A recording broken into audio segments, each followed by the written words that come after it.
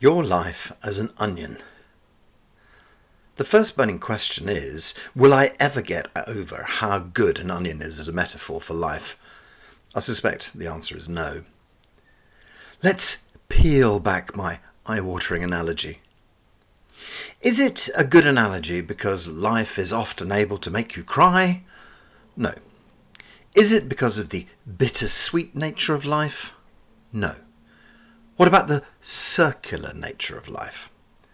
No, silly, it's all about the layers. Life as a multi-layered existence. When you're born, you enter into society, whether you like it or not. The author Henry David Thoreau used to quip that no matter how deep the woods you go into, there will be always somebody following you in, insisting that you join in with society. Society requires that we all play the game. If one person decides not to conform, then the whole of society is in question. Non-compliance can break it all. Traditionally, what's happened is that when you don't like your society, you pack your bags and go somewhere else. The Pilgrim Fathers being a good example.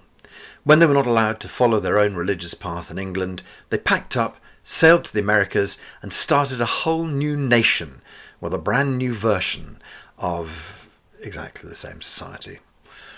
If you leave anything long enough, it'll come back to its own level. Broadly speaking, we have several societies: Western societal ideas, Eastern ideas, Middle Eastern and African societies. The idea being that you pretty much know how to behave with the general populace when in these regions of influence. There are no straight lines or hard and fast rules. But society is a simple shorthand to help us understand ourselves and others. It's a behavioural structure by which you live your life. Peel back this layer of your onion, and what's beneath your behaviour? There's a layer here that we often construct for ourselves. It's a thinnish layer. It's created as we grow. It's made like layers of wrapping paper. It's delicate and easy to poke your finger through if you're not careful. These are the stories we tell ourselves on a daily basis. I'm not good enough. I'll never understand maths. Nobody will ever love me, etc. They're all just patterns repeated like prayers that finally stick. One teacher I met told our group, "You practice negativity so much, so often, you should have a PhD in it. Doctor of Depression. Try practicing positivity as often and your life will change." The next layer has an emotional flavour. Underneath our society selves runs a deep river of feelings and emotions. These don't always align with the society self. Sometimes society challenges this layer so heavily that the only option is to pack up your ship and go somewhere else. Society stops one's emotions from disturbing everybody else. If you're constantly violent and angry towards others, then society will jail you. If you're constantly angry and violent towards yourself, then society will jail you in a prison of a different type, normally with walls made of tranquilizers. Society equals stability.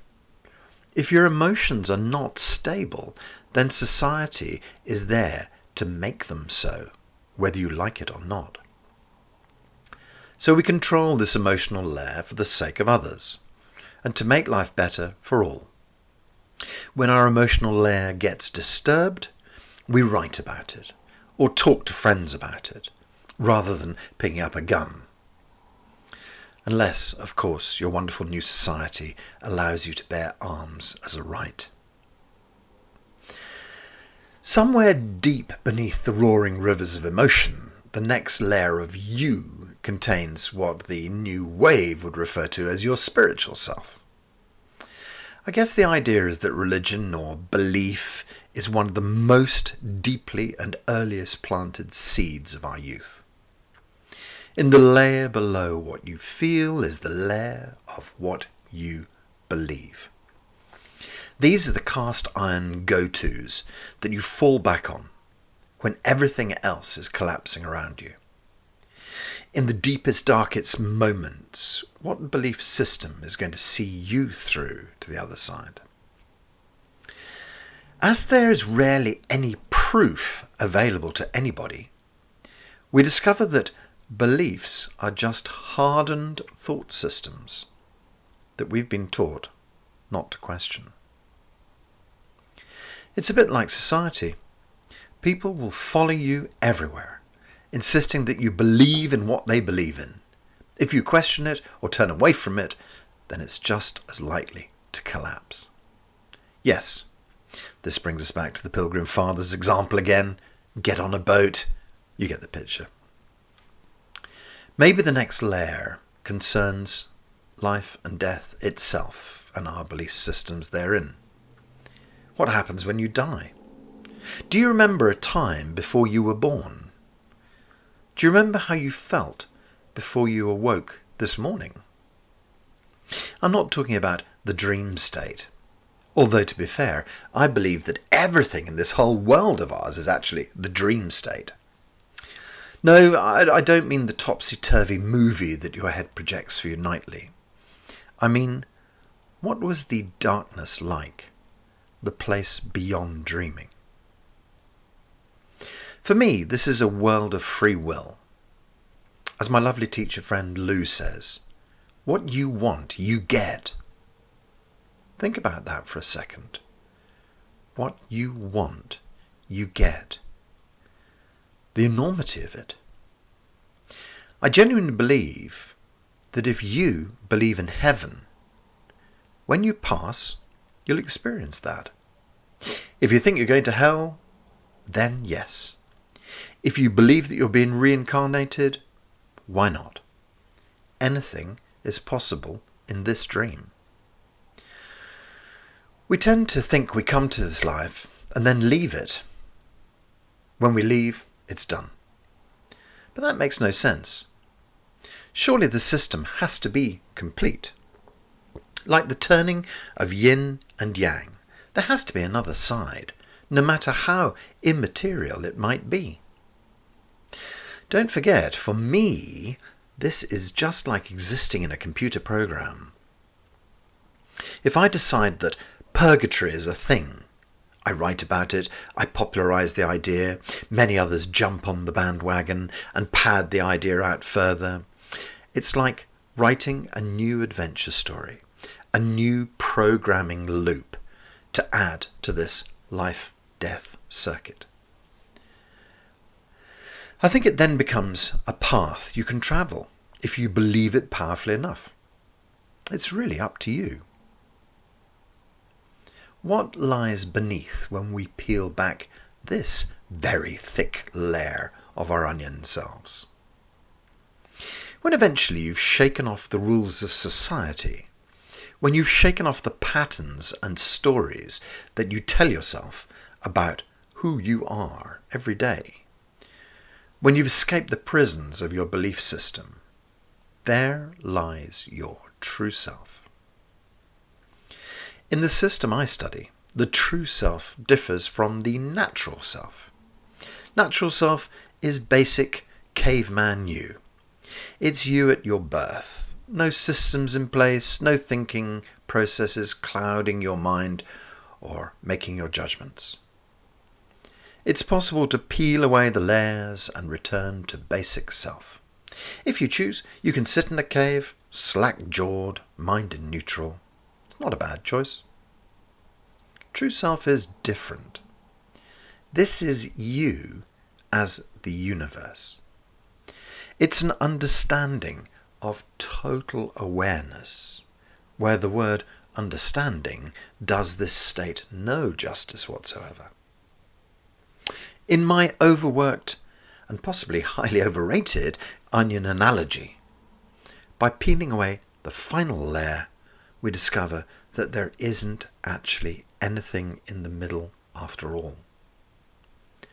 All that peeling, all that crying, the snivelling nose, the sore red eyes, and after all that, nothing. That's it. Finally the truth emerges. It was nothing that we were looking for all along. Nothing, and at once everything too. It's the final brilliant realization that you are the universe, that you are God, that you are total awareness, experiencing itself through this wonderful 3D game that we all believe so fervently is real. So, what to do with this information? Well, the realization that none of this is as important as we believe is a relief. You can't make a mistake. Nothing is ever wrong.